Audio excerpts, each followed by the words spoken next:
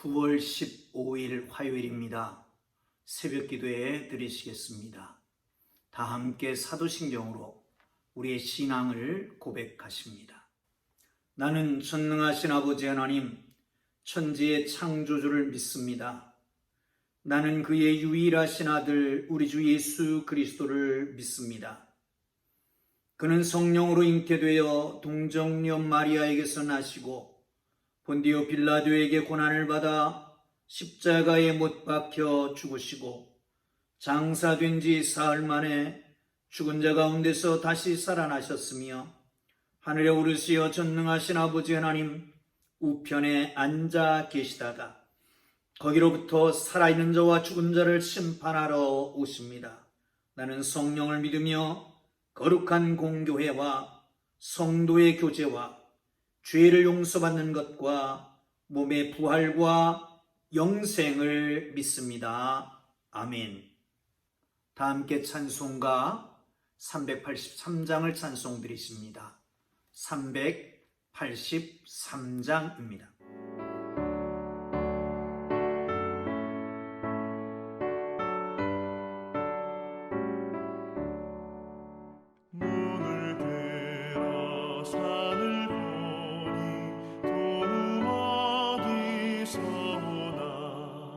천지지은 주 하나님 나를 도와주시네. 나의 발이 실족 않게 주가 깨어 지키며 택한 백성 항상 지켜 길이 보호하시네.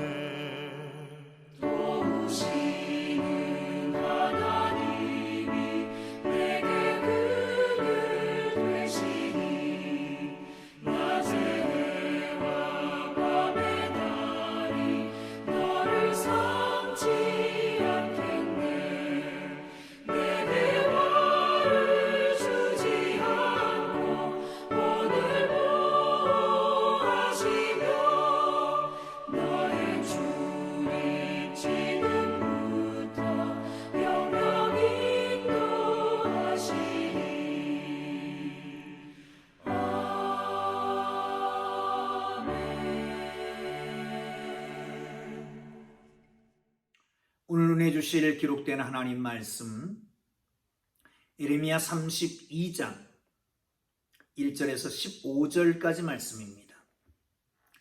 예레미야 32장 1절에서 15절까지 말씀입니다. 그 중에 1절에서 7절까지만 보겠습니다. 예레미야 32장 1절에서 7절까지 봅니다. 다 함께 읽습니다. 유다의 시드기야 왕 10째 해 곧 느부갓네살 왕 18째 해에 여호와의 말씀이 예레미야에게 임하니라. 그때에 바빌론 군대는 예루살렘을 에워싸고 선자 예레미야는 유다의 왕의 궁중에 있는 시위대들에 갇혔으니 이는 그가 예언하기를 여호와의 말씀에 보라, 내가 이 성을 바벨론 왕의 손에 넘기리니 그가 차지할 것이며 유다 왕 시드기야는 갈대아인의 손에서 벗어나지 못하고 반드시 바벨론 왕의 손에 넘겨진 바 되리니 입이 입을 대하여 말하고 눈이 서로 볼 것이며 그가 시드기야를 바벨론으로 끌어가리니 시드기야는 내가 돌볼 때까지 거기 있으리라. 여호와께서 이와 같이 말씀하시니라. 너희가 갈대아인과 싸울지라도 승리하지 못하리라 하셨다 하였더니 유다 왕 시드기야가 이르되 내가 어찌하여 이같이 예언하느냐 하고 그를 가두었음이었더라. 예레미야가 이르되 여호와의 말씀이 내게 임하였느니라 이르시기를 보라, 네 숙부 살룸의 아들 하나멜이 내게 와서 말하기를 너는 아소도에 있는 아나돗에 있는 내 밭을 사라. 이 기업을 물을 권리가 내게 있느니라 하리라 하시더라. 아멘. 할렐루야. 하나님께서 오늘도 말씀 속에 함께 하시고 말씀으로 인도하시는 복된 날이 되기를 주님의 이름으로 축원합니다. 오늘 본문은 예레미야가 왕궁 시위대 뜰에 갇혀 있는 것으로부터 시작됩니다. 그때 하나님께서 말씀하십니다. 왜 시위대 뜰에 갇혔느냐? 거기 3절에서 5절까지의 말씀에 보면 이렇게 말씀합니다. 사실 전쟁에 대한 예언을 할 때 왕 앞에서 더군다나 그 전쟁이 승전할 것이다 라고 하는 예언을 해야, 그래야지 그렇지 않고 패전할 것이다, 이건 목숨을 내놓고 하는 거지요. 그냥 전쟁에 나가는 사람 앞에 기분 나쁜 소리를 했다, 그것만도 기분 나쁘잖아요. 그런데 이 전쟁에 나가는 왕 앞에서 패전할 것이다 이렇게 말하니 어디 그냥 두겠으면 목에 가두는 것이지요. 그러나 중요한 것은 하나님의 말씀을 말씀대로 전하는 게 예언이지, 듣고자 하는 사람이 원하는 대로 전하는 그것은 하나님의 말씀이 아니잖아요. 그래서 하나님께서 주신, 예레미야에게 주신 말씀을 전했는데 그것이 바로 화근이 돼서 옥에 갇힌 겁니다. 시위대 뜰에 있는 감옥에 갇히게 된 거지요. 골자는 이렇습니다. 첫째, 바벨론 왕이 싸워 바벨론에게 질 것이다. 그리고 왕은 그 바벨론 왕과 대면하게 될 것이다. 그리고 끌려가게 될 것이다. 이런 내용의 예언을 하게 되는 것이죠. 그래서 시위대 뜰에 갇히게 된 것입니다. 그런데 그때에 사촌인 하나멜이 왔습니다. 그리고 땅을 사라는 겁니다. 아나돗은 여기 예레미야의 고향이었지요. 거기를 사라 그러는 겁니다. 사실 지금 살 입장이 아니잖아요. 자유의 몸도 아닙니다. 옥에 갇혀 있습니다. 그리고 나라는 패전하게 될 것입니다. 오랜 기간이 걸릴 것입니다. 그런데 그 땅을 사라고 하는 겁니다. 샀습니다. 그리고 증서를 써주고 증서를 받고 그것을 질그릇에 넣어서 보관하고 바룩이 그것을 증인을 삼고 이런 말씀이지요. 사랑하는 성도 여러분, 말씀 속에서 우리에게 계시하시는 바는 무언가 함께 말씀을 나누면서 큰 은혜가 되기를 주님의 이름으로 축복합니다. 자, 한번 보실까요? 중요한 것은 지금 시위의 뜰에 갇혀 있다는 거예요. 얼마나 억울하겠습니까? 자기의 말 전하는 것도 아니고 하나님께서 하시라고 하신 말씀을 전하는 것이고, 그러게 비진리가 아니고 참 진리인데 이것을 듣기만 하면 되는데, 이 듣고 회개하고 하면 되는데, 아니 그렇지 않고 그냥 바벨론 왕에게 항복하면 되는데, 싸우지 말아야 되는데, 그렇지 않고 오히려 그 말을 못하게 하려고 백성들을 선동한다고. 그래서 시위의 뜰에 갇힌 겁니다. 억울합니다. 고통스럽습니다. 자유를 잃어버렸습니다. 그럴 때에 하나님의 말씀이 임했다는 거예요.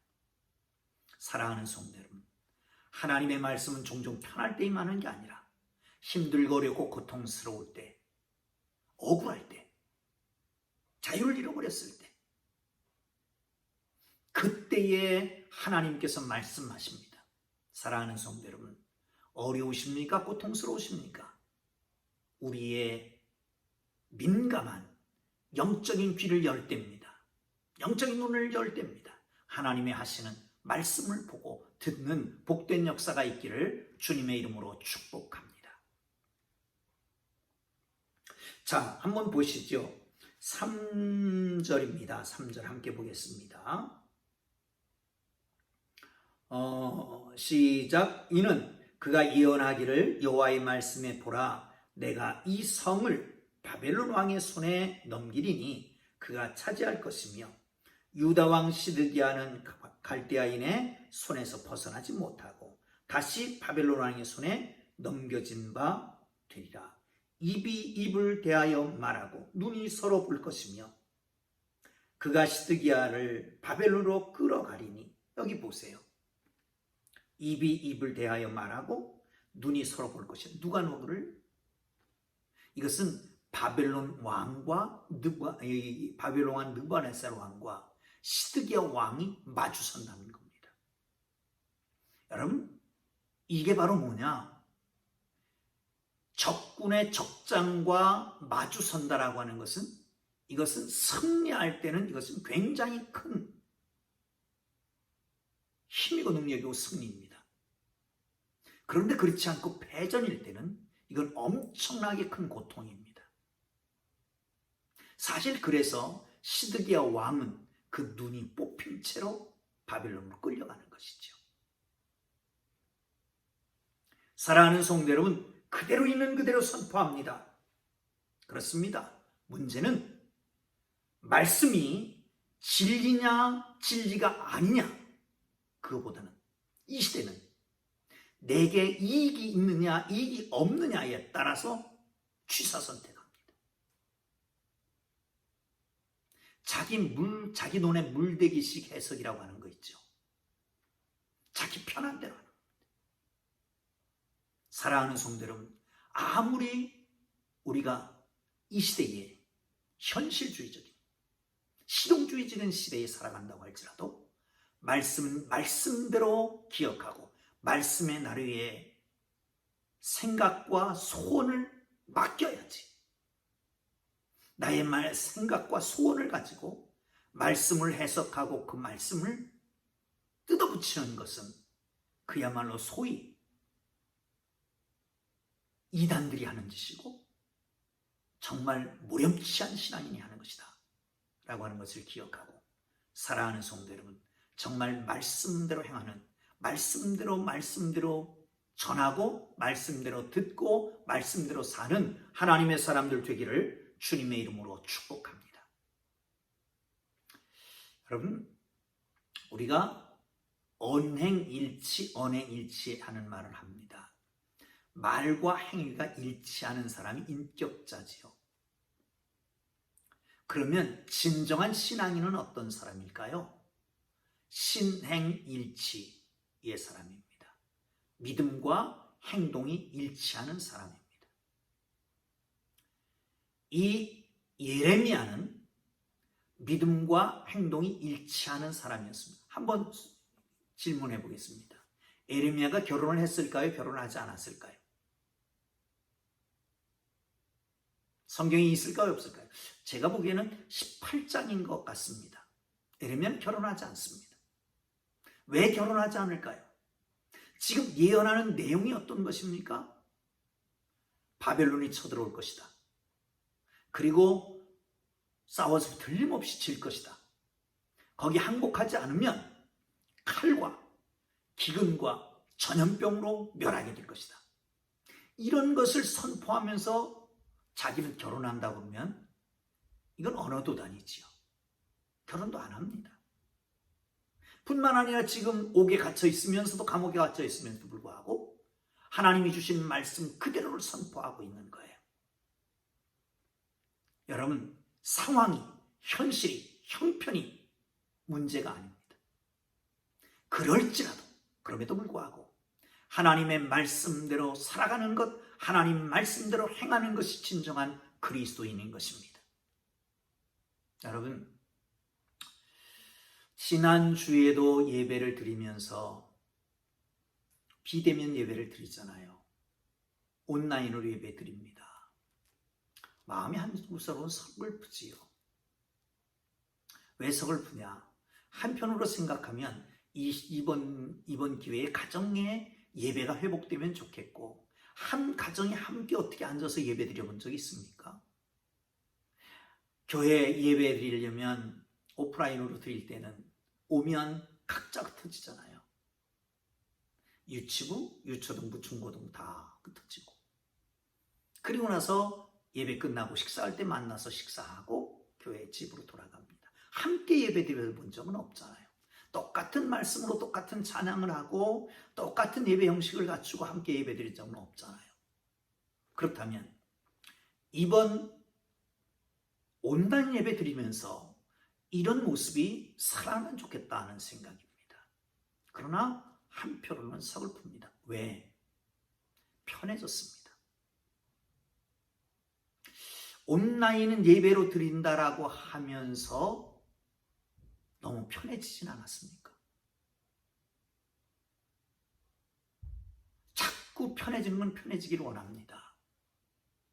서 있으면 앉기를 원하고 앉아 있으면 눕기를 원합니다. 누우면 잠자고 싶고요. 이게 인간의 본능입니다. 그렇다면 여러분, 이 많은 날 동안 가정에서 앉아서 편한 자세로 이렇게 예배드렸는데 너무 편하잖아요. 누가 뭐라는 사람도 없고 눈치 볼 것도 없고 아주 가까운 가족들이니까 예배 시간에도 마음대로 뭘 할 수 있고. 그런데 중요한 것은 정말 하나님 앞에 내가 서서 진정한 예배, 마음과 뜻과 정성을 다하고 영과 진리로 드리는 예배를 드리고 있느냐 말이죠. 사랑하는 성도 여러분, 마음을 다시 고추 세우고 진정으로 민감하게 하나님 앞에 예배할 수 있는 하나님의 사람들이 되기를 주님의 이름으로 축복합니다. 자, 계속해서 보겠습니다. 이제 하나멜이라고 하는 사촌이 옵니다. 자기 땅을 사라는 겁니다. 당신이 기업 물을 자라는 겁니다. 여기서 기업 물을 자라고 하는 것은 레위기에 있는 말씀인데, 땅을 어쩔 수 없는 상황에서 매매할 때가 되면 그 매매하는 땅을 가장 가까운 사람이 삽니다.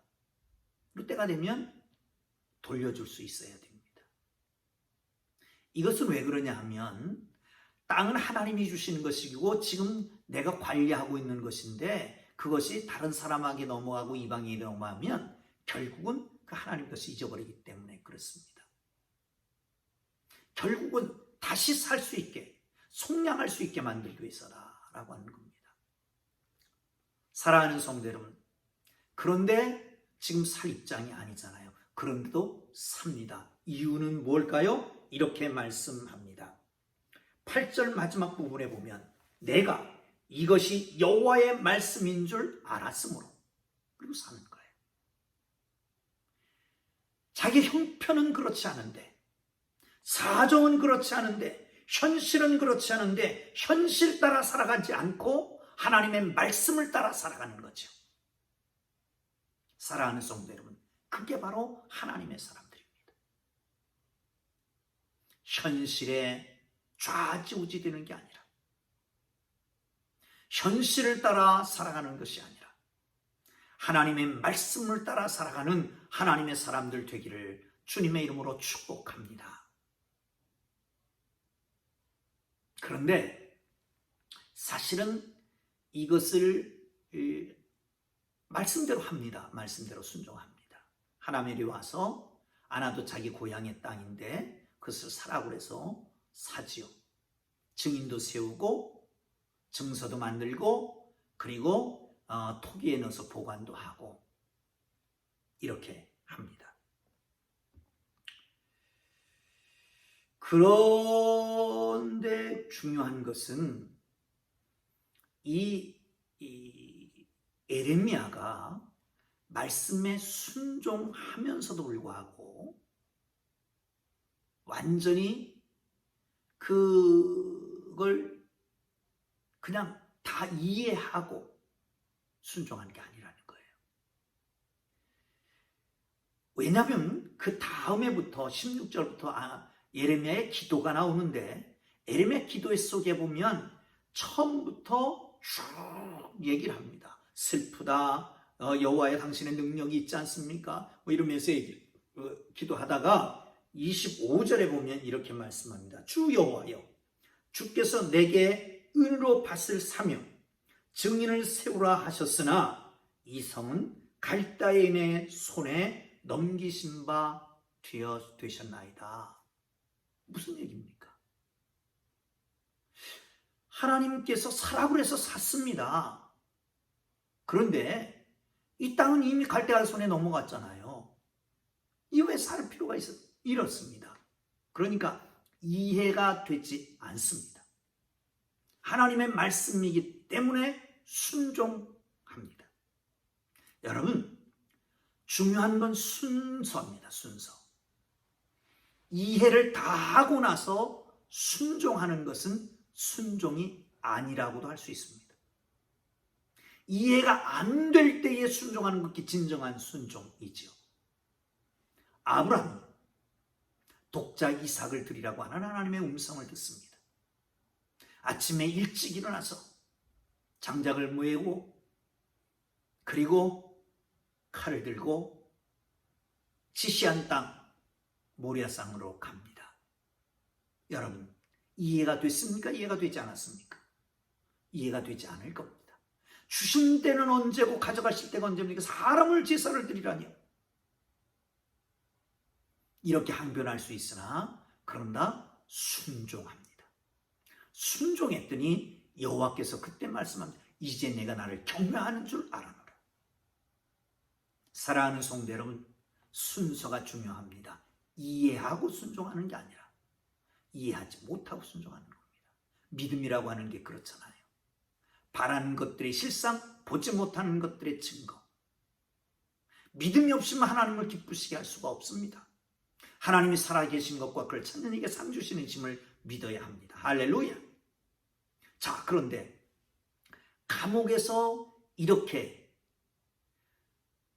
의심나면서도 불구하고 순종했더니 그 순종의 결과가 이스라엘 백성들, 유다 백성들이 다시 본토로 돌아오게 되는 그 약속의 마중물이 되었다는 거예요. 아멘. 사랑하는 성도 여러분, 그렇습니다. 우리는 종종 강한 능력의 사람을 쓰는 줄 압니다. 큰 지혜의 사람을 쓰는 줄 압니다. 큰 힘의 큰 능력, 큰 지혜, 큰 믿음을 쓰는 줄 압니다. 그러나 하나님께서는 그 사람들을 쓸 때 순전함을 쓰신다는 거예요. 순전함을 쓰시는 겁니다. 사랑하는 성도 여러분, 하나님 앞에 온전하고 순전한 성결한 그리스도인으로 쓰임받는 하나님의 사람들이 되기를 주님의 이름으로 축복합니다. 기도합니다. 하나님 아버지, 언행일치의 삶을 살게 하옵소서. 현실에 안주하지 않게 하시고 상황에 흔들리지 않게 하시며 말씀의 인도를 받게 하여 주옵소서. 적은 믿음이 나라의 구원의 마중물이 됐던 것처럼 우리 모두가 정말 적은 믿음, 적은 능력, 적은 지혜로 순전함으로 하나님께 드려지는 하나님의 사람들 되게 하여 주시기를 원합니다. 예수님 귀하신 이름으로 기도합니다. 아멘.